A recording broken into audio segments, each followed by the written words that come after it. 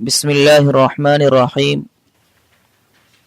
صرف 5 منٹ کا مدرسہ قرآن و حدیث کی روشنی میں 192واں دن 12 رجب المرجب۔ نمبر 1، اسلامی تاریخ۔ حضرت زبیر بن العوام رضی اللہ عنہ، حضرت زبیر بن عوام رضی اللہ عنہ بھی ان خوش نصیب صحابہ میں ہیں جن کو رسول اللہ صلی اللہ علیہ وسلم نے دنیا ہی میں جنت کی خوشخبری سنا دی تھی۔ آپ اسلام لانے والوں میں چوتھے یا 5ویں صحابی ہیں۔ انہوں نے 15 سال کی عمر میں اسلام قبول کیا، حبشہ اور مدینہ دونوں کی ہجرت کی، رسول اللہ صلی اللہ علیہ وسلم کے ساتھ تمام غزوات میں شریک رہے۔ غزوہ خندق کے موقع پر رسول اللہ صلی اللہ علیہ وسلم نے فرمایا، کون ہے جو دشمن کے لشکر کی خبر لائے؟ حضرت زبیر رضی اللہ عنہ نے عرض کیا کہ میں خبر لاؤں گا۔ اس پر رسول اللہ صلی اللہ علیہ وسلم نے فرمایا، ہر نبی کے لیے حواری ہوتے ہیں اور میرے حواری زبیر ہیں۔ حضرت علی رضی اللہ عنہ نے فرمایا کہ میں نے رسول اللہ صلی اللہ علیہ وسلم کو یہ فرماتے ہوئے سنا، طلحہ و زبیر جنت میں میرے پڑوسی ہیں۔ سن 36 ہجری میں جنگ جمل کے موقع پر ابن جرموز نے آپ رضی اللہ عنہ کو شہید کر دیا۔ نمبر 2، حضور صلی اللہ علیہ وسلم کا معجزہ، سوکھی لکڑی کا تلوار بن جانا۔ رسول اللہ صلی اللہ علیہ وسلم نے جنگ بدر میں حضرت عکاشہ رضی اللہ عنہ کو ایک سوکھی لکڑی دی، پس وہ ان کے ہاتھ میں سخت تیز اور چمکدار تلوار بن گئی۔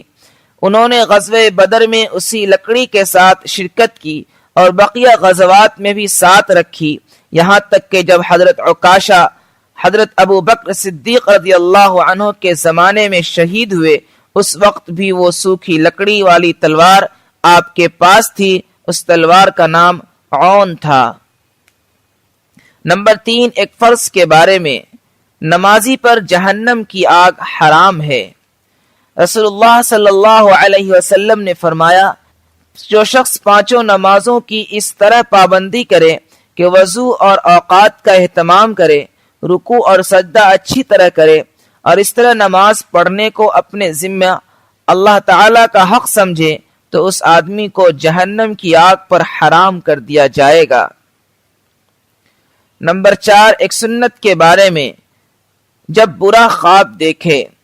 رسول اللہ صلی اللہ علیہ وسلم نے فرمایا، جب تم میں سے کوئی برا خواب دیکھے تو 3 مرتبہ بائیں طرف تھتکار دے اور 3 مرتبہ شیطان سے اللہ کی پناہ چاہے، یعنی اعوذ باللہ من الشیطان الرجیم پڑھے اور کروٹ بدل کر سو جائے۔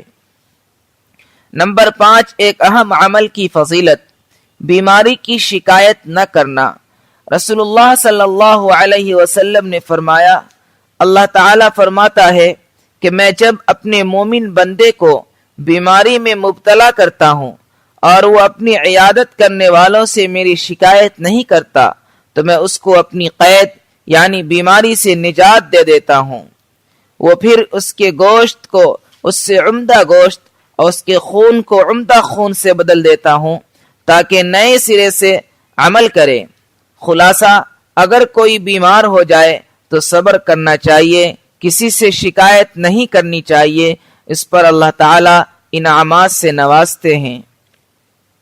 نمبر 6، ایک گناہ کے بارے میں، اللہ اور اس کے رسول کی نافرمانی۔ قرآن میں اللہ تعالیٰ فرماتا ہے، جو شخص اللہ اور اس کے رسول کی نافرمانی کرے گا اور اس کی مقرر کی ہوئی حدوں سے آگے بڑھے گا تو اللہ تعالیٰ اس کو آگ میں داخل کرے گا جس میں وہ ہمیشہ رہے گا اور اس کو ذلیل و رسوا کرنے والا عذاب ہوگا۔ نمبر 7، دنیا کے بارے میں، صرف دنیا کی نعمتیں مت مانگو۔ قرآن میں اللہ تعالیٰ فرماتا ہے، جو شخص اپنے اعمال کے بدلہ میں صرف دنیا کے انعام کی خواہش رکھتا ہے تو یہ اس کی نادانی ہے۔ اسے معلوم نہیں کہ اللہ تعالیٰ کے ہاں دنیا اور آخرت دونوں کا انعام موجود ہے، لہذا اللہ سے دنیا اور آخرت دونوں کی نعمتیں مانگو۔ اللہ تمہاری دعاؤں کو سنتا اور تمہاری نیتوں کو دیکھتا ہے۔ نمبر 8، آخرت کے بارے میں جنتیوں کا حال۔ رسول اللہ صلی اللہ علیہ وسلم نے فرمایا، جنت میں لوگ کھائیں گے اور پیئیں گے، لیکن نہ تو پیشاب پخانہ کریں گے اور نہ ہی ناک چھینکیں گے، بلکہ ان کا کھانا اس طرح ہضم ہوگا کہ ڈکار آئے گی جس سے مشک کی خوشبو پھیلے گی، اور ان کو اللہ کی ایسی تسبیح اور تکبیر بتائی جائے گی جس کو پڑھنا اتنا آسان ہوگا جتنا دنیا میں تمہارے لیے سانس لینا آسان ہوتا ہے۔ نمبر 9، طب نبوی سے علاج، مسواک کے فوائد۔ رسول اللہ صلی اللہ علیہ وسلم نے فرمایا، مسواک ضرور کیا کرو کیونکہ اس سے خدا کی خوشنودی حاصل ہوتی ہے اور آنکھ کی روشنی تیز ہوتی ہے۔ نمبر 10، نبی صلی اللہ علیہ وسلم کی نصیحت۔ رسول اللہ صلی اللہ علیہ وسلم نے فرمایا، اے عائشہ، خود کو ان گناہوں سے بھی بچانے کی کوشش کرو جن کو چھوٹا اور معمولی سمجھا جاتا ہے، کیونکہ اس پر بھی اللہ کی طرف سے فرشتہ مقرر ہے جو اس کو لکھتا رہتا ہے۔